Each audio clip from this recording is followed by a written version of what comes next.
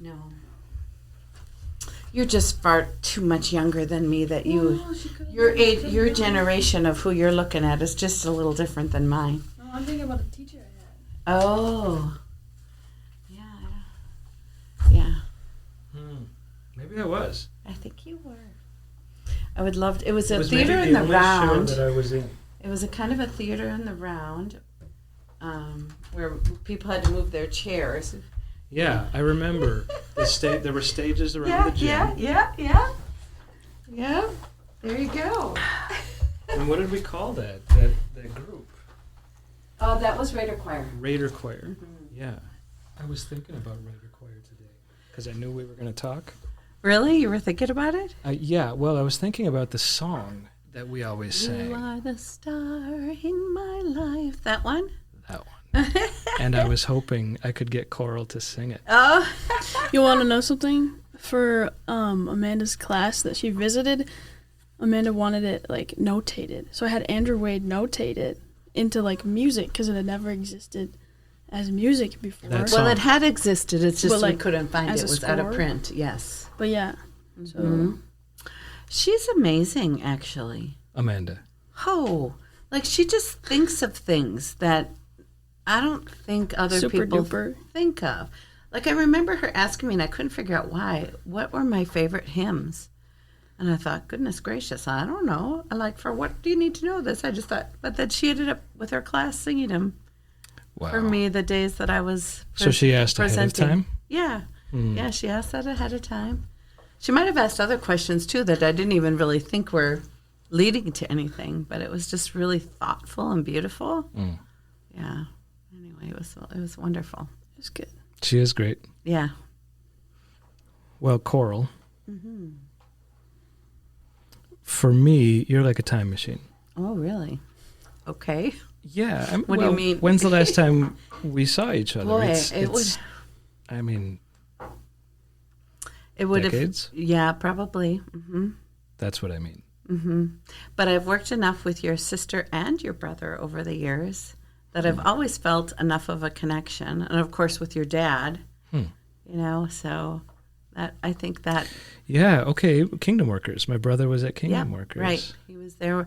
In fact, when I was being interviewed to go to Kingdom Workers, to possibly be hired by Kingdom Workers, they did like it was a video call.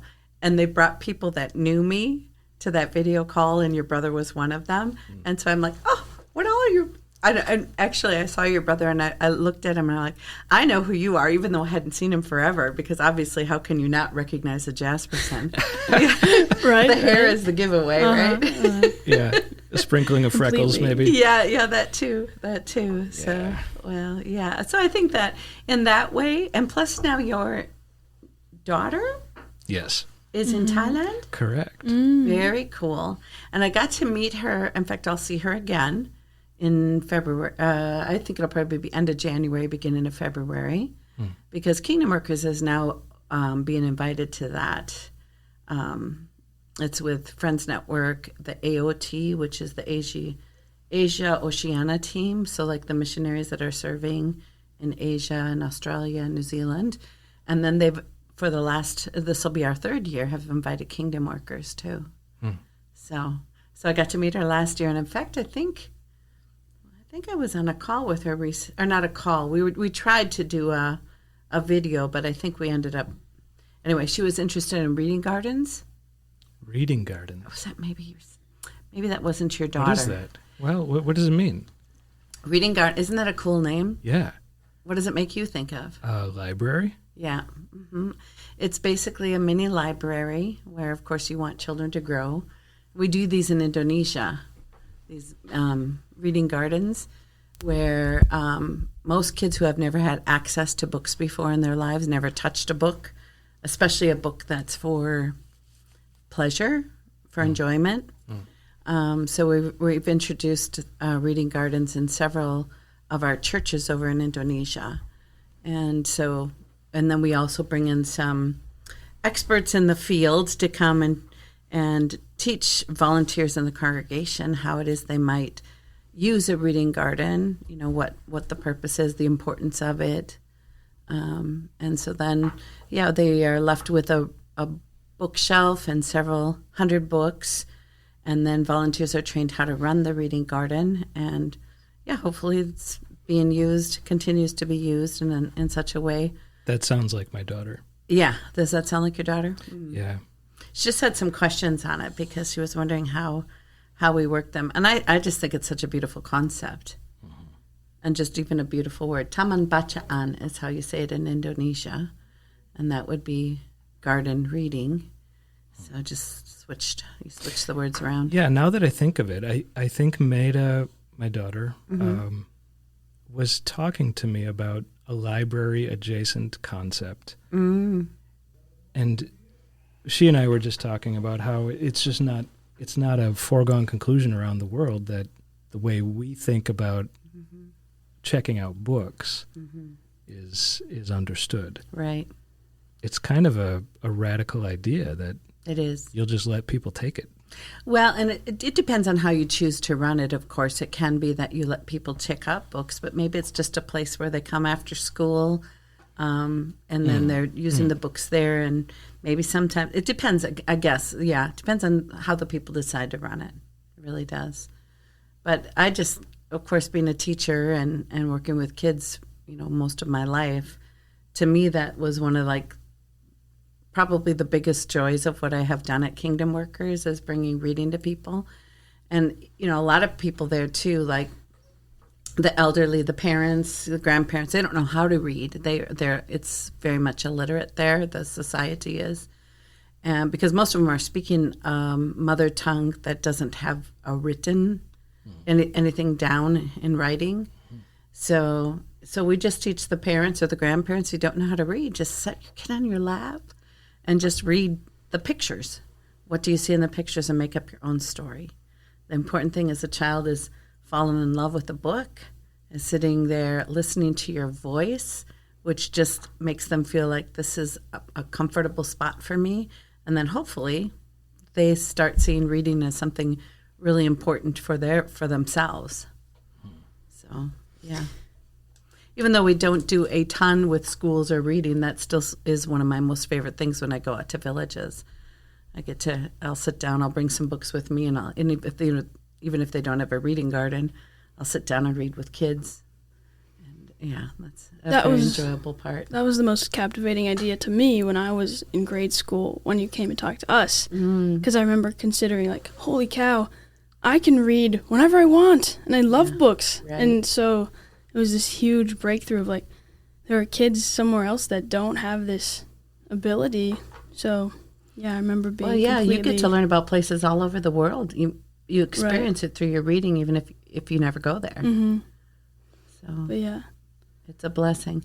When you saw kids holding a book and just putting it up to their chest and just hugging it, and they'd never held a book in their hands before, it was the most amazing thing. So I talked to your class about that years ago. You remember that? Well, wow. I remember that, and that was the reason I was I need to give Coral money. I was I need these kids to have books. So I went home and I pulled together all of my change that I had, and I brought it to you at church. You were at my church that Sunday, and I was here you go. And then you sent me a little letter. You were Dear Claire, all the money you gave was $20 or whatever, and then you said thank you or whatever. But it was that was good because sometimes people have the idea to send books over to Indonesia, but they're in English here, right? So they can't read them. Right. And even though, again, they could read the pictures, it is much more valuable that they have them in their own language. So they're, for sure. They're reading. So, yeah, thank you for that. Many years ago you did that, yeah?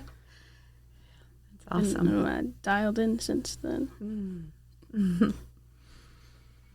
Well, this happens a lot. We've been talking for a while, but we haven't really introduced you. Okay. So let's try that. Sure. Let's maybe go with your name, your role, and we'll go around the table, just to get us started. Well, my name has changed since you last knew me, right? About 3.5 years ago, I got married. Did you know that? Claire updated me. Okay, all right. Yeah. So, Coral Cady-Metcalf. So I hyphenated my last name because I figured for 58 years people knew me as Coral Cady. And I was excited to take my husband's name, but I kind of figured maybe I had to sort of keep that because it had been so long since I had it. It was kind of hard to lose that too. So yes, Coral Cady-Metcalf is my name. Congratulations Thank on you. finding that man. Yeah. That's a story in and of itself. I'd love to tell you that. And if my husband were here, you might not have enough time to be able to listen to it because he gives the long version and I give the short version. I do want to hear that story. Okay. Let's just get your name on the air. My name's Claire. And I'm Jason. All right. This is Whistle the Feast.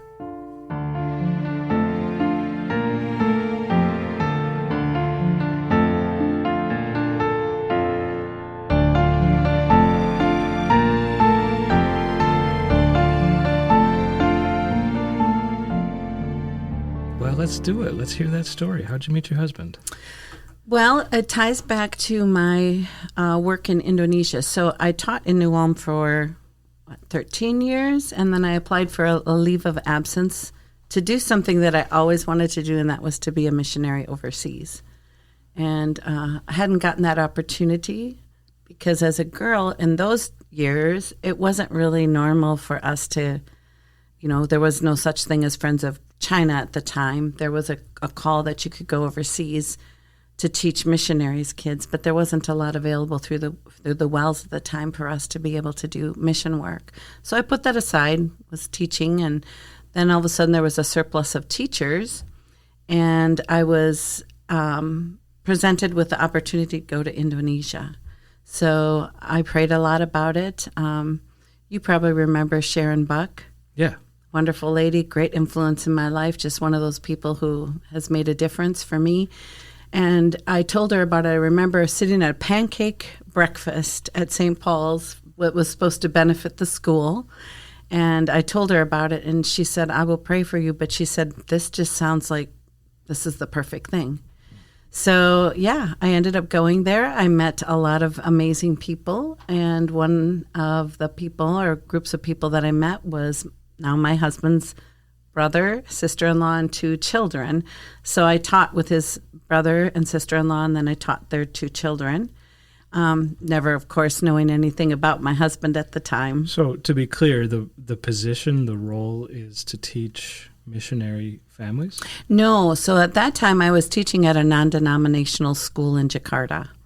So it really had nothing to do with the wells or anything like that, but it was a non-denominational Christian school. Boy, I could tell you lots of stories about that too, but I loved my time there. I was there 2 years on a leave from St. Paul's, and then during those 2 years, I fell in love with some kids in an orphanage over there that I just did not want to leave, so I asked for 1 more year, but St. Paul's didn't grant it to me, which was fine because that was, the original agreement. So I went back home, taught 1 more year at St. Paul's in New Ulm. Absolutely loved it. I have no regrets about any of my time I spent at St. Paul's, but that work with the children in the orphanage was just always tugging at my heart. So I resigned, and then I returned to Indonesia, and I taught for 8 more years there, working with these young people in an orphanage. But in the meantime, I met these amazing people who are now relatives of mine. So some years later, down the road, my husband now was divorced, actually, and my sister-in-law and my brother, now my brother-in-law, decided to set us up. So I would never have, met him had I not been teaching in Indonesia, which kind of goes around full circle because their daughter, I was at her wedding, sorry.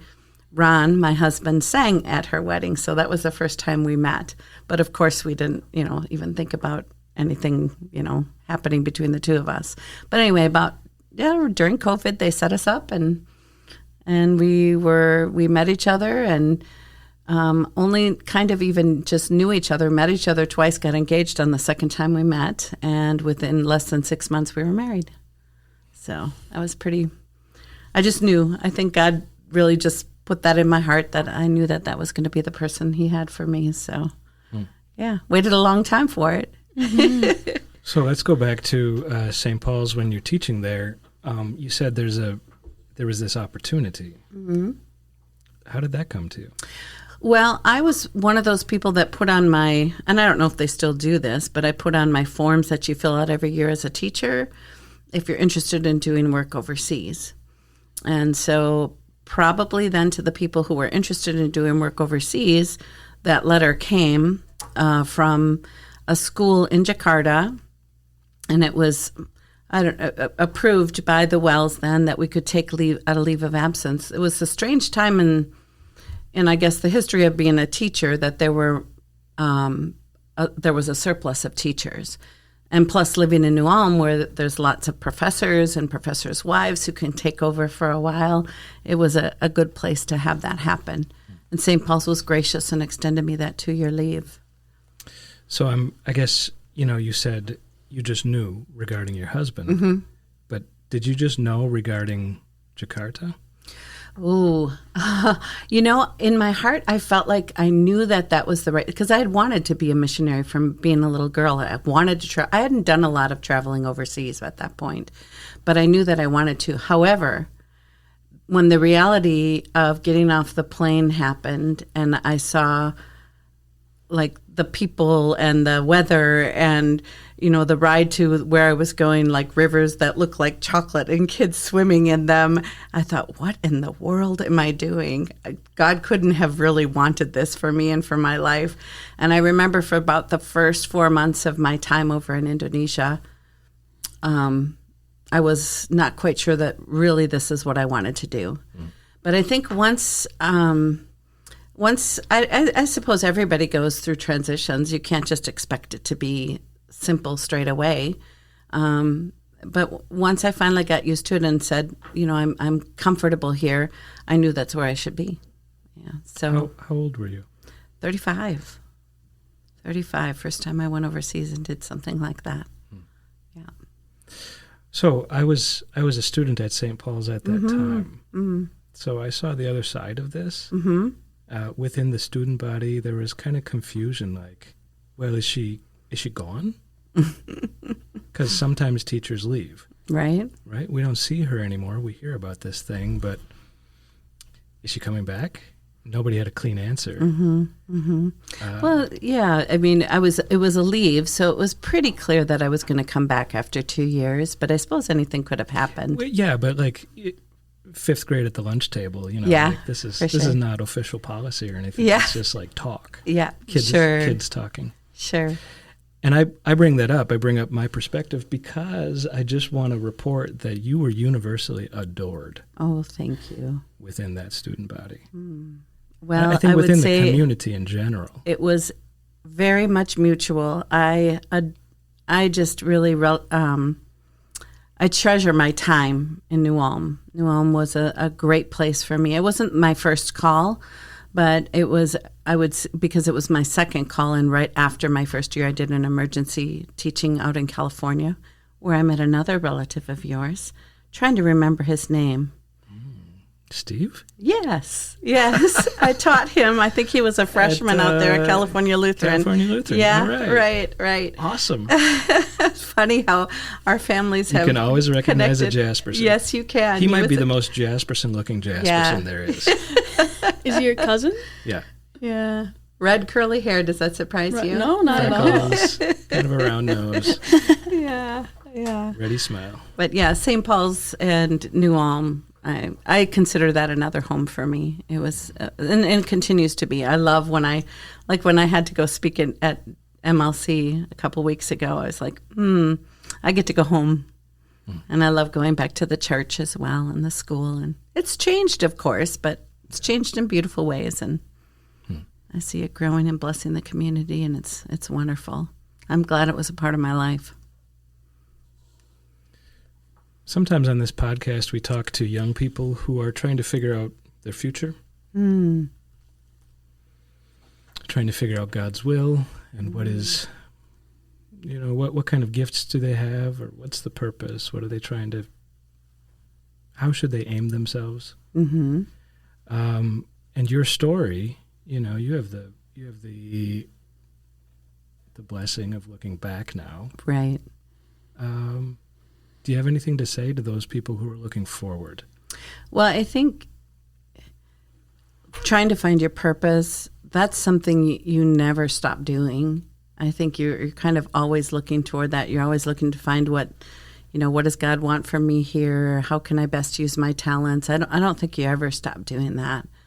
I was a teacher for 29 years, but then I picked up and went to Kingdom Workers, and now I've been there for 12 years. I think if you were only of the mindset that, this is what I'm going to do for the rest of my life, that's, you might stay there. And there wouldn't have been anything wrong with it. Teaching was amazing.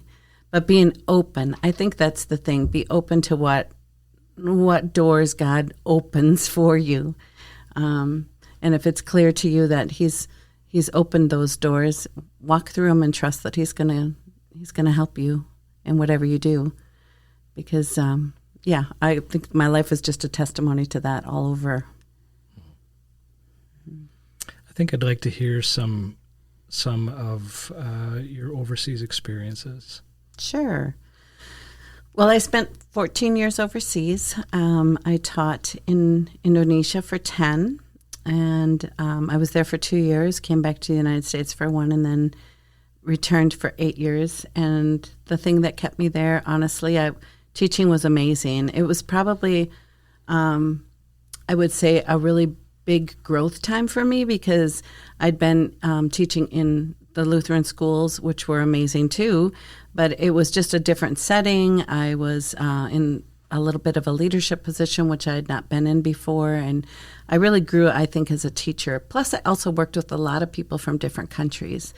I worked with a lot of Australian teachers, some from New Zealand, some from in Europe and Canada, and they all brought their own amazing talents, which I just think helped me become a better teacher. So I enjoyed my teaching there. But the real reason I stayed for that long was because of these kids that I worked with. They were from a war-torn area of Indonesia where there had been fighting between Christians and Muslims, and there was a lot of killing, a lot of death. And some churches sent over a great big boat and invited kids to, actually went into churches there and said, we will take care of your children and then after the war is over, we'll send them back because they're not safe. Many of these young people had to take up arms to fight. They saw many of their family members killed. They weren't going to school because it wasn't safe to go to school. And so a big group of them, about 70 of them, ended up in Jakarta. And they came to sing at the school I was teaching at. And I thought, wow, these kids are amazing. They sang, "Oh, Happy Day." Do you know that song from, I think it was, what was that? Sister Act. Do you remember? Then they sang that song in Sister Act, and it was just so cool. Well, somebody had taught them how to do that, and I thought, oh, I need to get involved with these kids.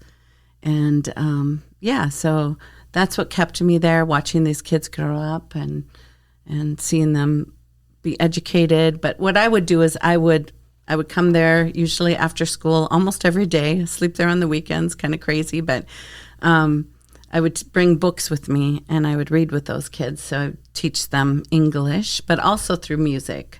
So music is a passion of mine. I'm not great at it, but I love it. And so I would teach them a lot of songs. And that's how I learned a lot of Indonesian too, because they taught me songs in Indonesian and I would teach them in English. And so then after that, after 10 years total in Indonesia, my time was amazing. I'm just very thankful for that opportunity. I was working with another Lutheran church body, the Missouri Synod, and they were about to start a school in Hanoi, Vietnam, and they were looking for some teachers to go there, and so I was recruited. And so we helped start a school in Hanoi, and I was teaching PE and music. I know music probably people would think, okay, yeah, Coral teaches music. That's pretty normal. PE probably wasn't. I'm not like the most coordinated person, and I'm in a country where they're playing soccer all the time. I hardly even know what soccer is. I mean, I know it's much more popular now in the United States, but when I was a kid, we never played it. So I was supposed to teach things like that, and So anyway, it was a learning curve for me for sure, but I consider it some of my most fun years of teaching because I got to play and sing and dance with kids every day. It was so cool. That's the job. That was the job, yeah. And I spent 4 years there, and that was toward the end of that time. I just decided, I'm turning 50. It's probably about time I come home. I wanted to be close to my mom. My mom was getting a little bit older, and I just wanted to be able to treasure those, the time I could have with her. And so, I wanted to come home, look for a job. I thought maybe I'd get back into teaching again, but God didn't have that as a plan for me. So you live in Onalaska? I do. Okay. Outside of La Crosse. Yep. Okay. Back at another St. Paul's, but this time in Onalaska instead of New Ulm. Yeah. Mm-hmm. Our listeners, we call them readers, feast readers. Okay. May not know what Kingdom Workers is. Oh, could you explain Kingdom Workers? Sure. Yeah, Kingdom Workers is a global organization. We work alongside WELS. We are not necessarily supported by WELS, but many WELS members do support us. So some people call that a parasynodical, like other organizations that do that sort of thing. And we have some, branches of different types of work that we do. One that most people recognize as Builders for Christ, which helps build schools or other facilities for churches. And they also have a program called Build Up, where they're trying to help young people that are maybe in high school to get skills, construction skills and things like that. So that's under the arm of Builders for Christ. And then they do a lot of work in the United States, mostly with foster care, which is an amazing ministry in supporting parents who are doing, or people who are doing foster work, foster care, and also empowering survivors. And then doing we not that long ago took over Jesus Cares. Jesus Cares became a part of Kingdom Workers, so we're working a lot in the United States with disability ministry as well. And then we work overseas in a number of different places. So there's work being done right now all over different places in Africa, and then in Grenada, in Japan, and I'm starting work now in Thailand as well, and Indonesia, where I work. We've been there, this is the year 12 now, working with Kingdom Workers. So we're very much about volunteers, empowering volunteers and empowering Christians, working with I would say like a partner church. So in my case, I work with Gereja Lutheran Indonesia. So working with a partner that kind of brings you into the country, you work together and you equip and empower the locals, mostly the lay people, to be volunteers in their community, to be an arm of Jesus in their community in whatever way it is. I mean, every place we work, there might be a different focus, but one of the main focuses of Kingdom Workers and indeed of Indonesia is what we call WASH. I don't know if you've ever heard of that. Not like I'm washing my hands, but it kind of is like that. WASH stands for Water and Sanitation and Hygiene. So that's actually my biggest focus in my work at Kingdom Workers. And it is a focus in different other places in Africa, and we'll be in Thailand as well, where we're helping to equip volunteers, equip local lay leaders to be those kinds of leaders in their community that are supporting the different kinds of WASH initiatives that we're working on. I don't know if that answers enough about Kingdom Workers to you. Yeah, so just give us a sense of your role. Yeah. So I'm the field manager for actually it started out kind of interesting. I was the field manager for Southeast Asia. When I first started this work years ago, we couldn't call it Indonesia. I remember that. Yeah. You can't call it that. Like, if you want to give us donations and money, you have to title like Southeast Asia. Yep. Yeah. Which is not allowed. Yeah, we were. Yeah. Say more. Why is that? Because we were protecting our Christian friends in Indonesia. They're definitely the minority in Indonesia, and so we thought maybe if we were putting down names or places, we might be putting our Christian friends in danger. And over the years, that has lessened. Doesn't feel like there's that big of a risk anymore. So we've been slowly able to actually call it what it is. We're working in Indonesia. We're working on the eastern part of Indonesia, an island. Basically, most of our work is being done on an island called Timor, which is part of the Dutch Indies, where the Dutch came looking for spices and all that good stuff many, many years ago, and when they brought missionaries with them. So Christianity was brought to this area a long time ago. What is your, schedule or year? Or how much time you spend here? How much time do you spend there? Yeah. Where else are you going? I probably almost half the time I'm in the States and about half the time I'm in Indonesia. So I get a business visa, so I can travel there for up to 60 days. I don't usually go quite the full time. I will go there 3 times a year, so close to 2 months each time. It used to be 4 times a year. At the very beginning, it was only 2 times a year when I was getting started. And then sort of in the middle, it was about 4 times a year. And now we are very blessed to have some local staff. And so I can be in contact and still monitoring things and helping from a distance.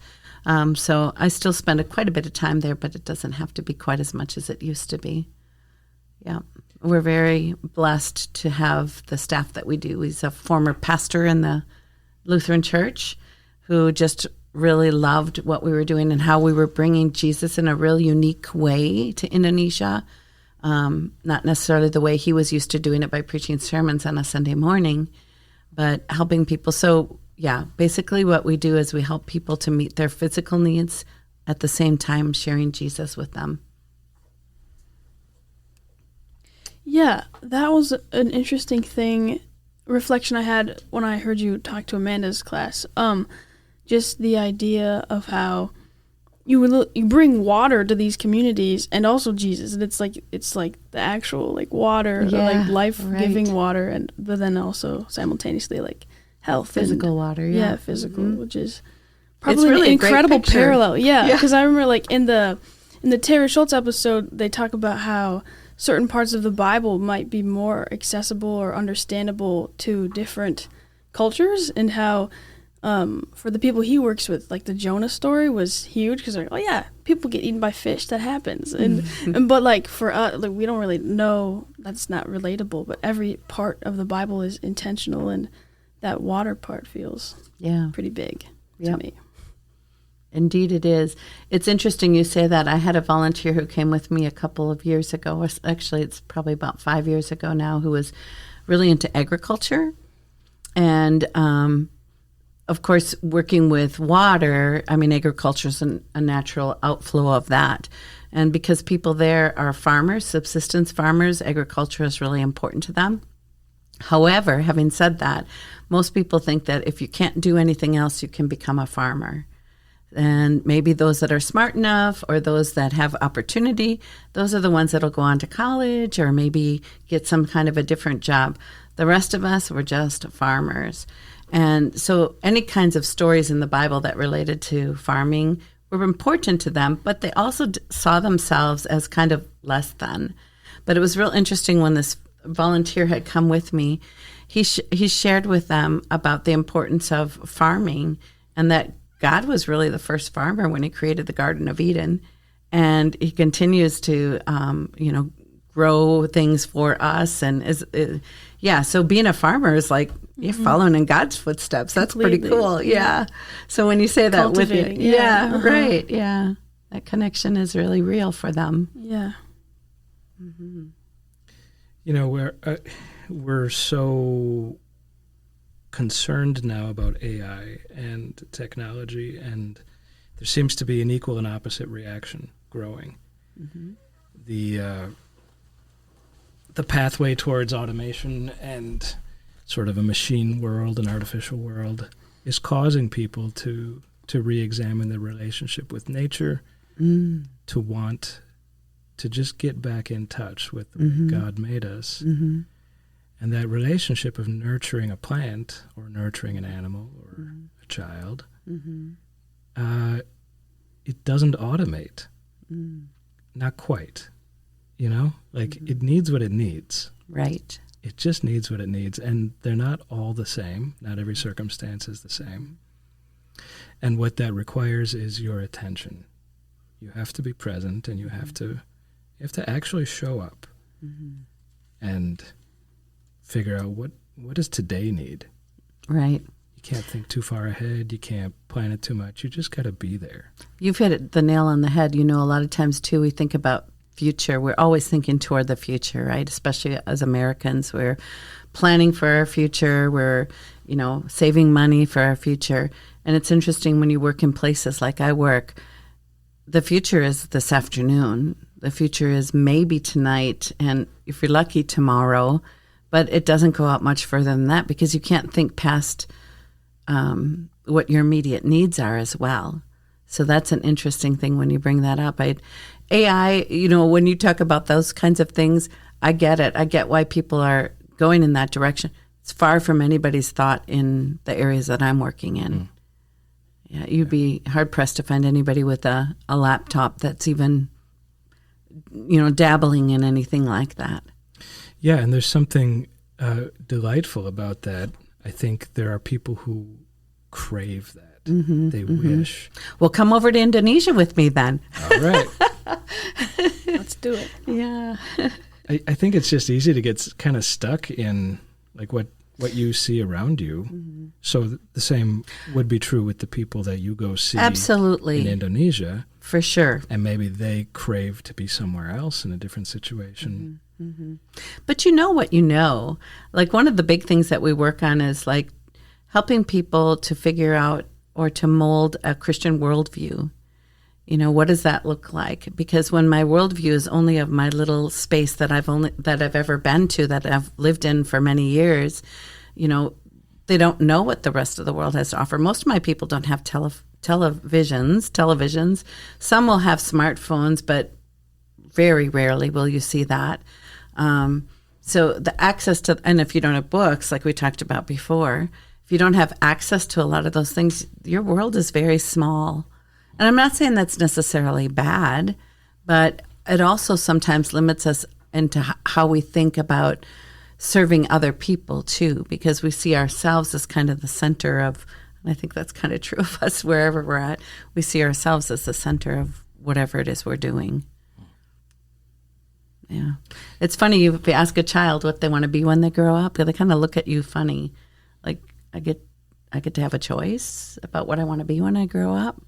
You know, they don't think in the terms of future like a lot of our kids do.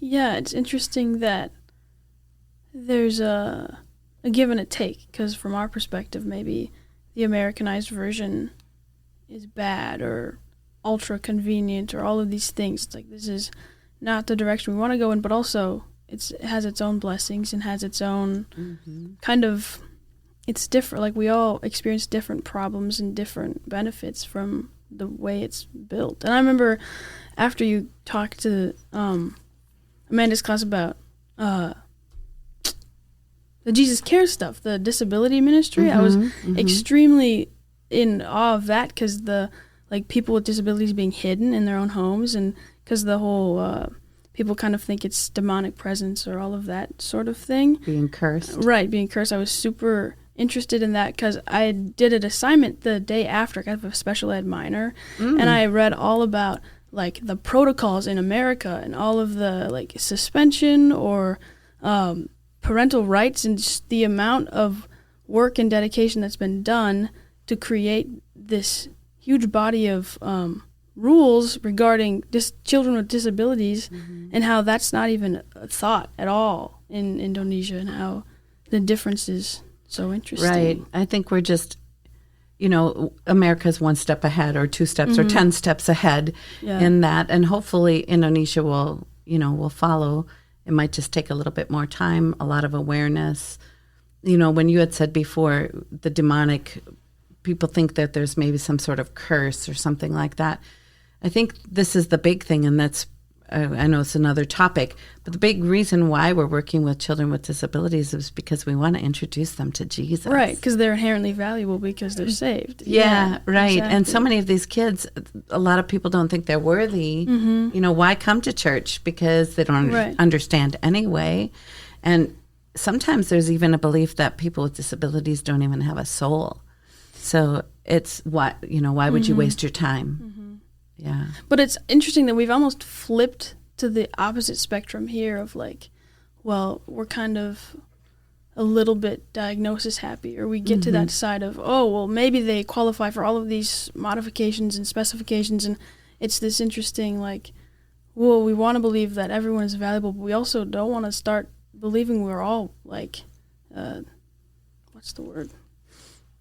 I don't know, but you're leading me into thinking about this too, and I think this is one of the really cool things that we think about with how Kingdom Workers is approaching disability ministry. You know, you don't always have to do the big thing, the fancy thing.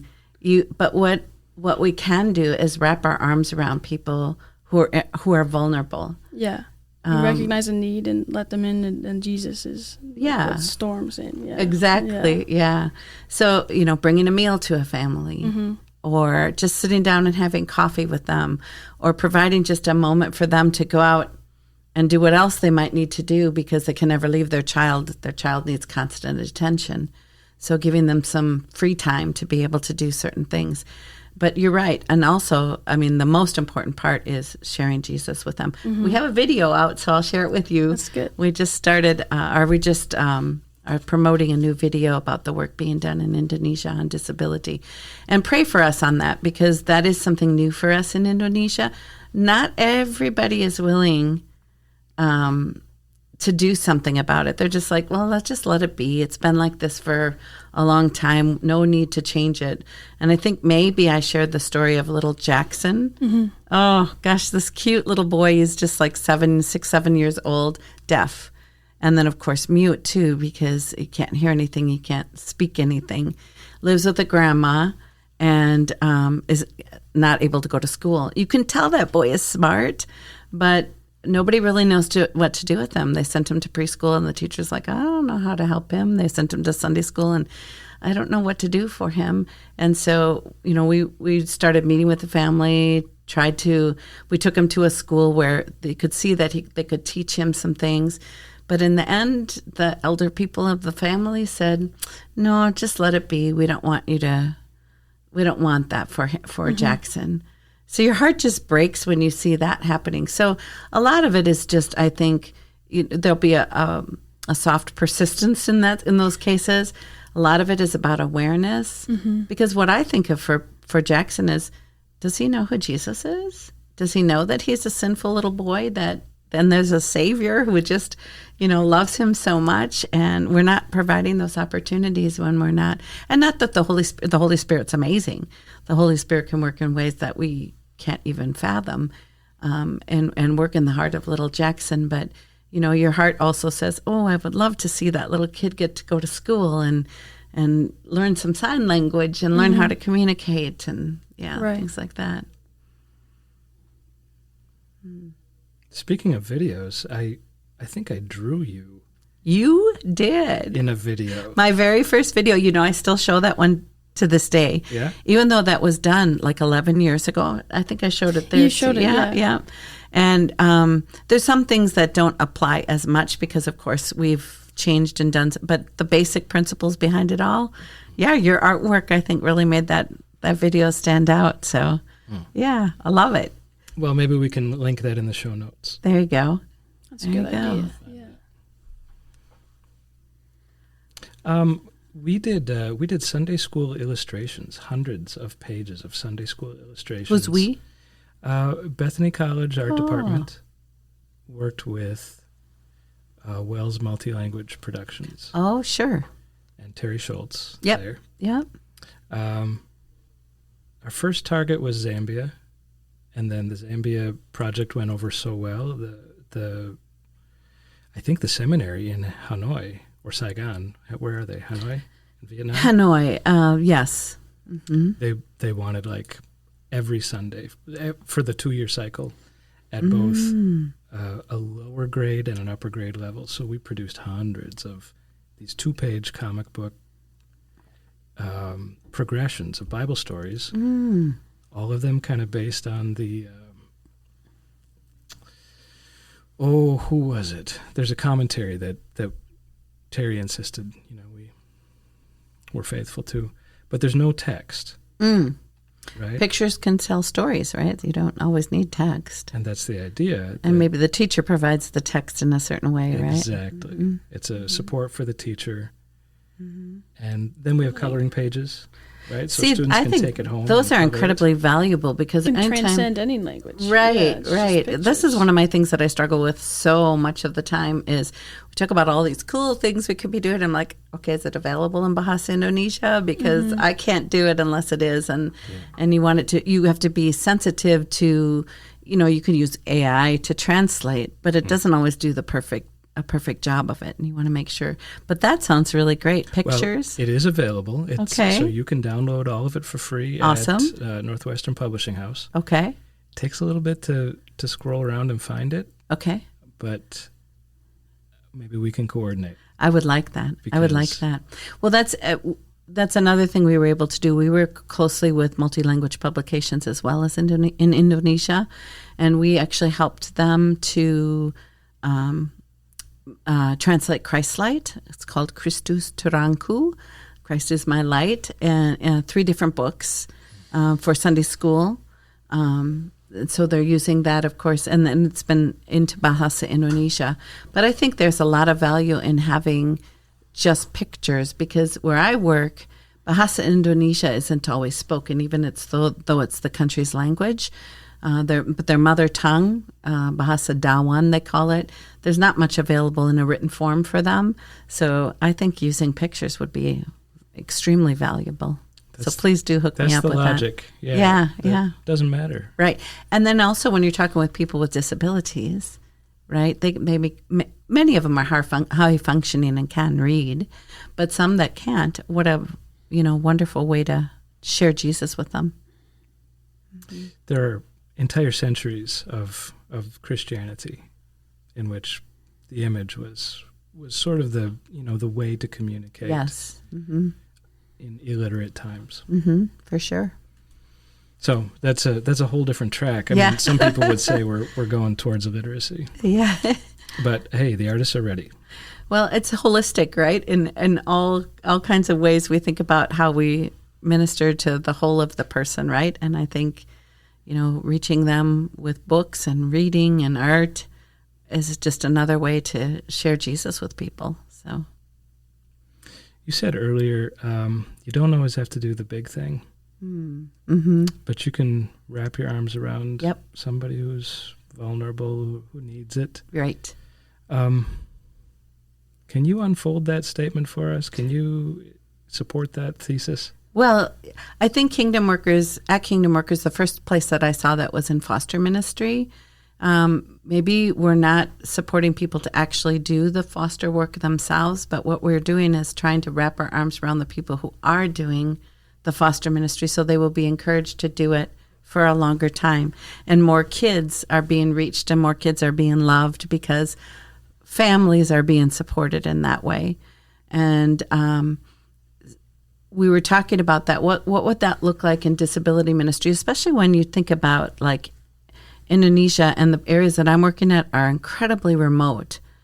And having people that can like be a physiotherapist or some kind of have the knowledge of how to help a child with autism, I would have to bring them from outside to come to the area that I work. So what can we do? That would be great if we could bring a physiotherapist or some sort of a person who can give strategies to autism, and we would want to do that. But in the meantime, is there something little that they can be doing? Or maybe it appears little and it's really not even little, it's huge. And when you're talking about equipping lay people, not all lay people are going to be able to do things like give therapies and things like that, but what they can do is love on people. And like you had said too, and I just love the term, wrap your arms around these people who are in vulnerable positions. And I think what's interesting about some of that too is that we all see ourselves in vulnerable positions, but we don't always see the person beside us as being vulnerable. And that's something I've learned in Indonesia as well. Like I was sitting down with some congregation members at one point, and we were talking about the poor people of their congregation, and they thought I was talking about them, and I was, but there's always somebody out there that needs just as much help, if not more than we do. And if we can see ourselves as someone who can reach out in that way, instead of always seeing ourselves as the one that's being sort of, downtrodden or whatever, I do have something to offer. I can help someone, even just in a small or seemingly insignificant way, that can really make a difference in the life of another person.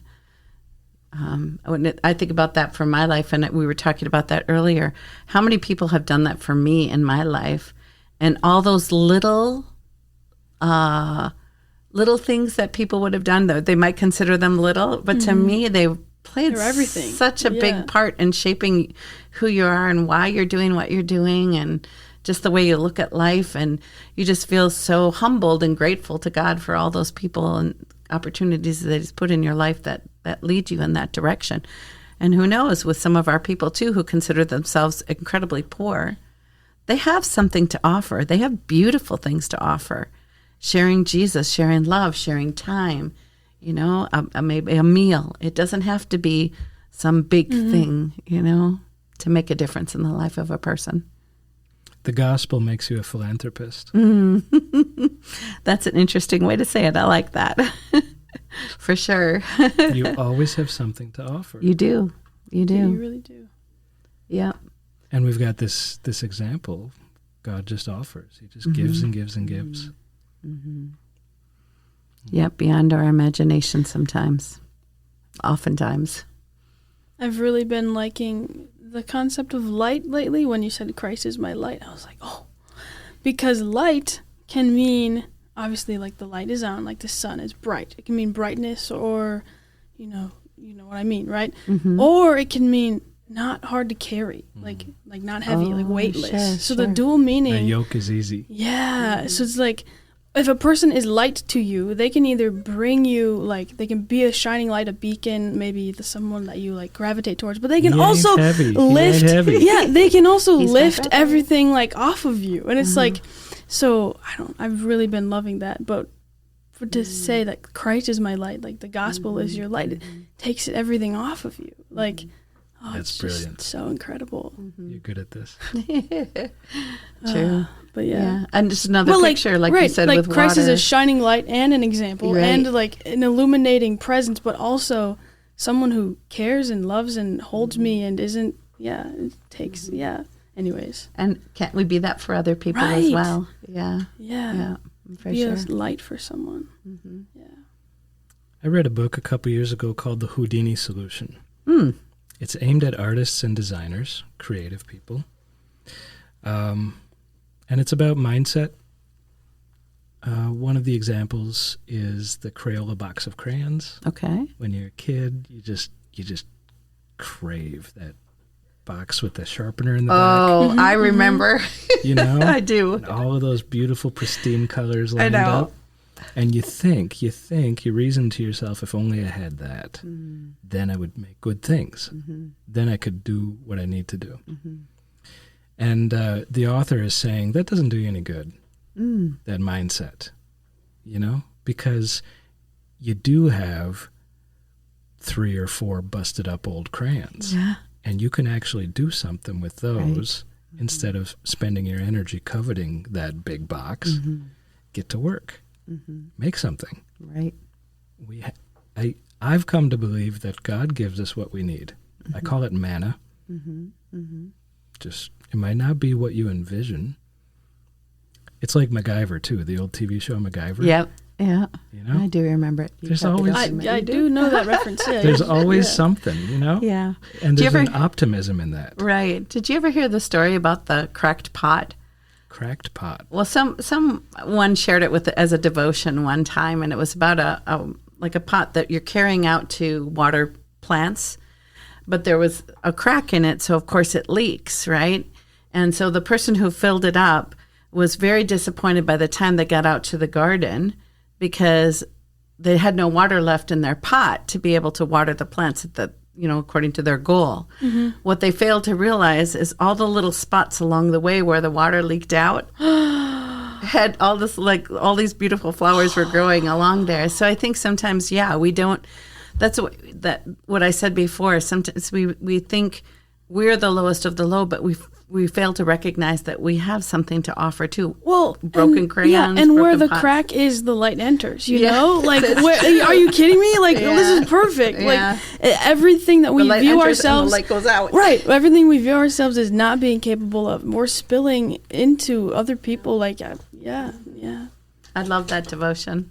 That's and the only thing that That's changes, the circumstances are the same. Mm-hmm. The only thing that changes is your mindset attitude about it. Right. Yeah. Well, that's another mindset thing. And he was talking about a study that he read about or saw somewhere that was talking about, it was the mind over matter thing, but it was various different studies and control groups and whatever. And basically, if you believed the thing you were eating or ingesting or drinking or whatever was good for you, markedly you would like gain muscle mass, lose weight, all of these things. It was like there was a physical, your body reacted well if your mind like fed it good, which is so huge because like obviously, but it's interesting. It's interesting that the ingredients are only part of the effect. Mm-hmm. Right. And what you make of the ingredients, and maybe not even what you make of, but like what your mind makes of what you have, Yeah. I think a thing I wrote down earlier, it seems every time that you talk about a thing you've done, you said, oh, I absolutely loved everything about that. But you said that about every single thing. And it's so it's like your approach is to approach it with adoration, and adoration will be met with adoration. Like you're met with people who love on you because you love on them. Like it's this whole thing that... Isn't it a blessing to be? I also think it's a blessing to find contentment. I think a lot of times what you find is people really struggle to be content with where they're at, what they have. We're always looking at somebody else and, thinking, oh, they're better than me or whatever. And then maybe you let that sort of overpower your desire to make a difference. Right. So I think contentment wherever you get to go, whatever you get to do, whoever you get to meet, and think about what door God is opening either through you or because of you, in spite of you, however it is. Yeah. What a blessing to have a couple broken crayons. Yes. Yeah. And a cracked pot, right? All of that. Just look at it. And a dislocated shoulder. Yeah. Claire has a dislocated shoulder. I do, guys. But it's an audio format. We need to make sure. Right. It's in a sling right now. I graduated from the immobilizer to the sling. Yeah, there you go. Now I can jiggle it around a little bit. A little bit, yeah.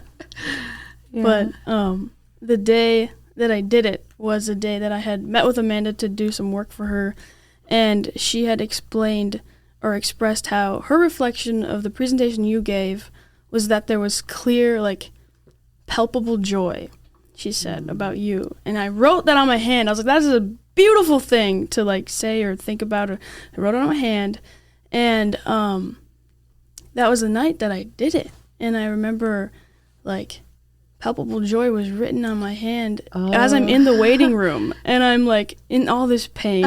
And as I'm coming out of the high of them putting it back, it's I can approach this with nothing but palpable joy. What do I have to complain about? Who cares about my shoulder, and what kind of opportunity is it going to here's Coral in remote Indonesia doing this crazy work, and I just have a shoulder problem. It's okay. So it's this yeah, I don't know. And I think it's definitely been huge for my recovery, because every time someone approaches me, they're like, oh, are you okay? And I'm so sorry. Yeah, right. And I never give this impression that I'm not happy. And they always leave the conversation and they say, good.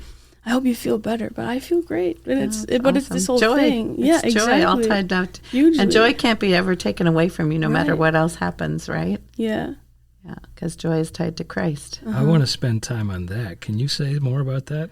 Well, I think, the way, I'm not ever sure who ever said it to me, and so I'm not making this up on my own, but there's such a great difference between what we consider joy and what we consider happiness, right? Happiness can be taken away from us. Your shoulder you have an accident and you can't move your shoulder, so that your happiness may be taken away. It's contingent. Right. Yeah. But your joy can't be taken away because that's something that you have from God that, it's always going to be there, and you can trust that it's always going to be there. Happiness, comes and goes. Yeah. Last year, a friend and I went through this phase of, I don't like telling people to have fun. I hate, you leave an interaction, you say, have fun. Oh, yeah. There is so much pressure on that phrase. So we started telling people, find joy, as we left. That's which great. is with the idea that, fun, there's parameters and you have to create it. You have to put effort into it. But joy, you can get from looking at a tree or from, watching a line of ants, or seeing a little kid laugh. It's but yeah. And the find word. Right. Find. It's you're going to search for it. And you're going to be a little bit intentional about seeing it and reveling in it. Beautiful. Yeah. And it doesn't have to be something big, like we said before, right? It can be and it doesn't have to be thing. planned, and fun comes with so much stress. It's I hate having fun. You know what I mean? I think, that just sounds so upside down. Right. Well, you love the fun, but the amount of preparation or standard to have fun, I don't like. Yeah. That's something very interesting. Yeah. I guess I wouldn't think of that in the way that you just said that. I think that's really interesting. Certainly, maybe a lot of people wouldn't think that driving a car on these bumpy roads to get to a village where you're not going to have a toilet and the food isn't maybe maybe that would not be such a happy place, right? But the joy is there because you know that you get to be with these people. You have a relationship with these people. You get to share Jesus. You get to help them, and they get to help you. It's not just about what you do for them, but what they also do for you. Completely. Right? Yeah. And it could be just something really small.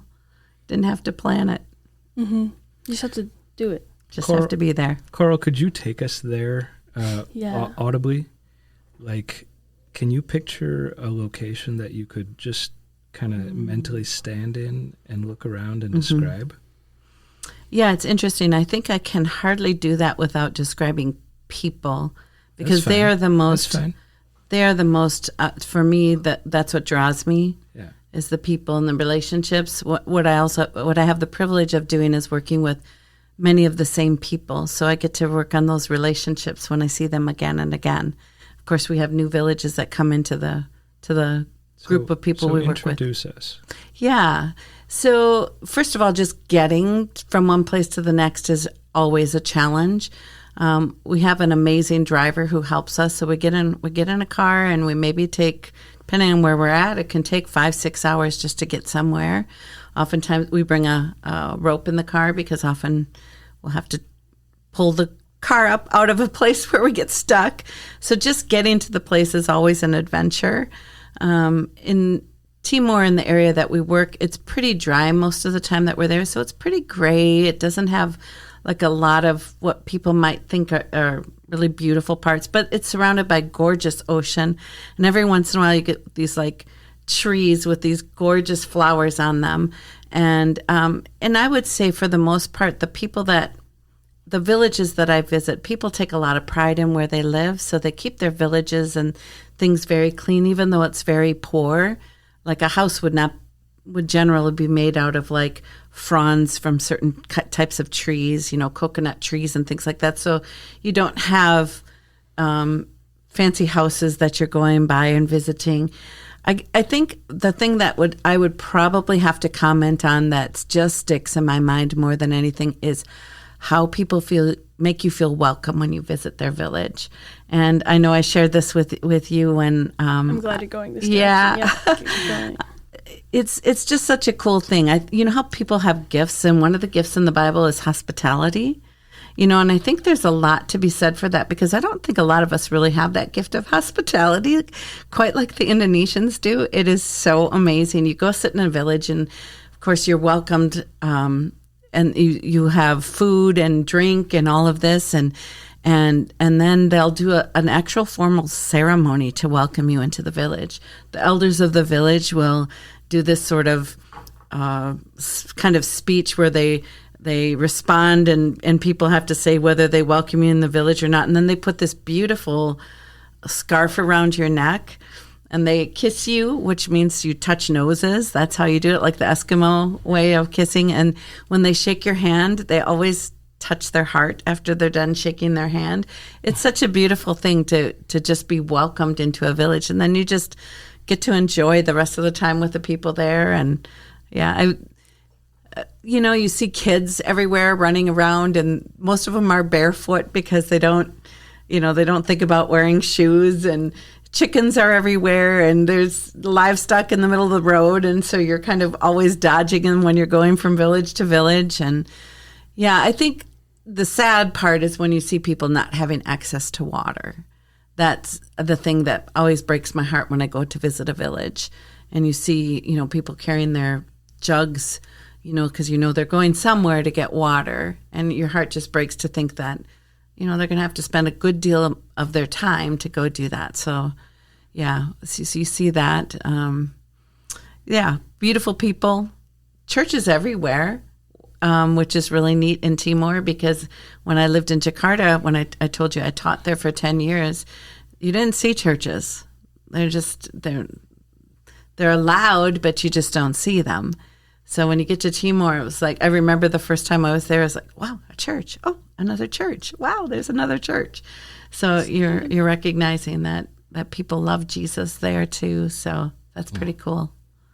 So as American churches sort of empty out, you wonder who's got more progress. Well, and I don't know. I mean, I think Satan's works everywhere in this world, and he's working really hard in Indonesia too. And one of the things that people hold on to is some of their traditional beliefs. And it's something that we work on a lot. So animism was very much the religion there before any other religion came in, whether it be Islam or Christianity. So even if you're a Christian or if you're a Muslim, you still hold on to those animistic beliefs. They kind of make the foundation for everything that you believe. Can you describe that a little bit? Sure. Well, just some of the examples you would see is basically the way we treat the dead. We don't treat them when they're alive with the same respect and love that we do when they're dead, because we believe a dead person is going to either bless or curse us. So just an example, sad example, we want to build toilets in a village. One man decides that he's not going to build a toilet, even though he has everything ready, because he hasn't created a beautiful enough burial spot for his son. And he's sure that his son will curse him if he builds a nice toilet before he builds a nice little burial area for him. And so, yeah, that's a big thing that you see. The grave sites are more beautiful than their homes are, because they will want to, I guess, give respect to the dead more than they do to those who are alive. So you see that too. It's Satan is, really trying everywhere we go in this world. And yes, I do feel though that churches seem to be quite alive there, though. In many ways, but there still is a lot of work that needs to be done. I think I want to draw our attention to the nature of those scarves you mentioned. Oh, okay. When the one you gave to me was in a circle, because it's still connected, the threads, right? Correct. They're all handmade, right? Okay. Are they usually always given in that circle? Sometimes they'll cut them before they give them to you, but most of the time when they're new, yes, they will still be in that circle. I've really, really, really been loving the concept of God's love working in circular patterns, Mm-hmm. And so to be adorned with a circle that says, you are welcome here now, it feels like you're taking your place in the circle of Christ, of Christ, and then of humans, and of who's informing who of the gospel, and how we live and love each other. And I also think it's just huge that, the Johnny Cash song, The Circle Won't Be Broken, Daddy sang bass. I always think about that, but I always think about that in context of... Well, it signifies unity, right? And then it shows that we are brothers and sisters in Christ, and that circle can't be broken because Christ has made it that way. So, it's it's kind of a neat thing that they're woven usually in the colors of the village. And I think I shared with you, in an Indonesian village, in order for a girl to get married, she has to know how to weave. And for a boy to get married, he has to have a cow. So these are kind of the important things, right? Right. But but those scarves, I have dozens of them. I usually give most of them away. So at times I need to replenish them again. When I go back, the village will give me, a new village will give me one.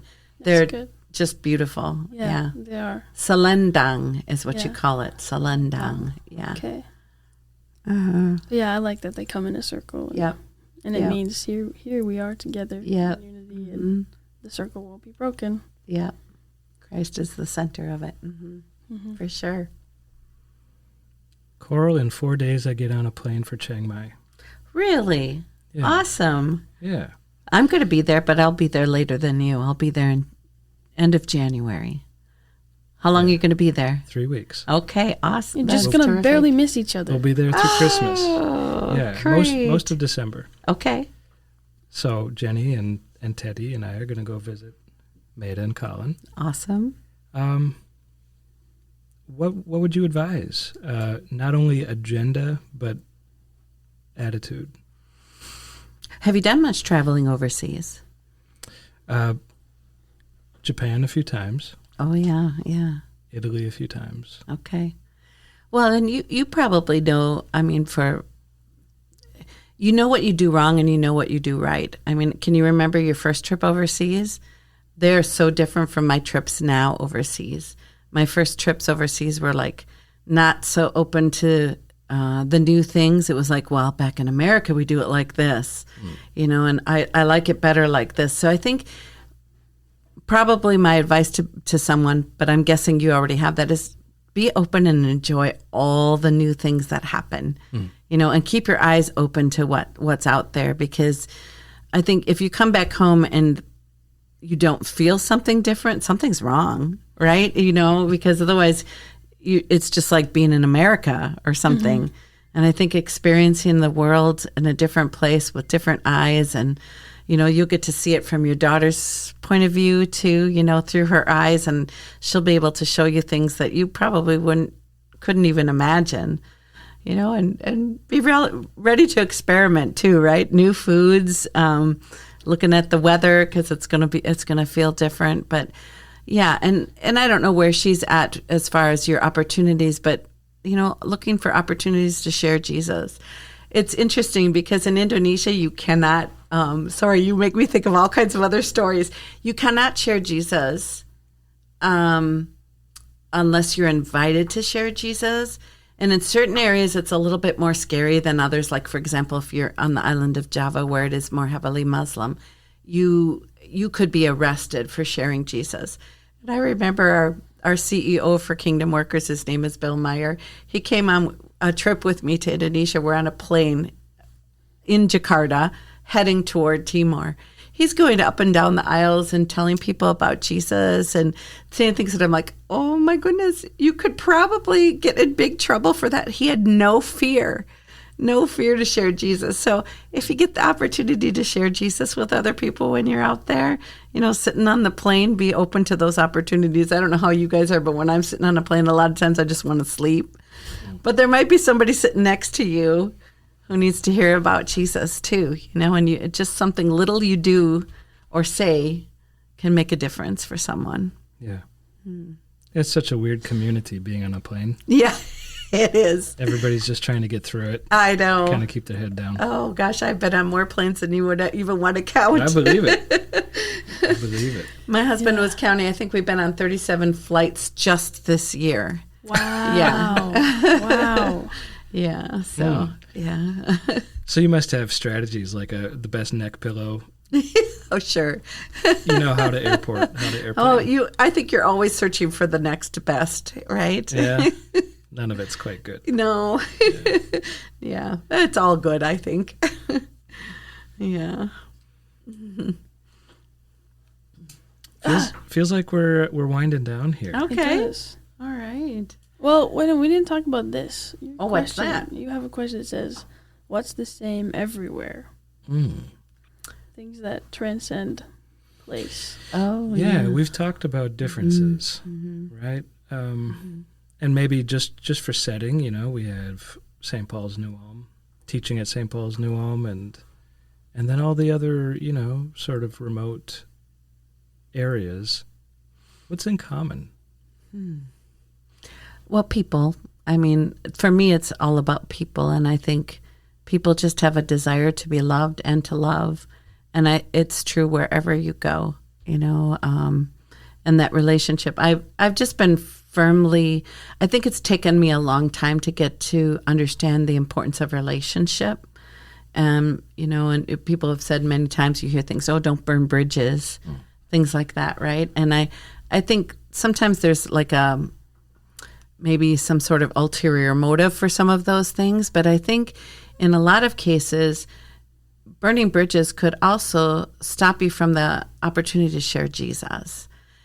So just looking for ways to just love on people, because you don't know what door that might open for something else. So I think when I look at things that are same, I think it's people and the relationships that they desire and you desire to have with them.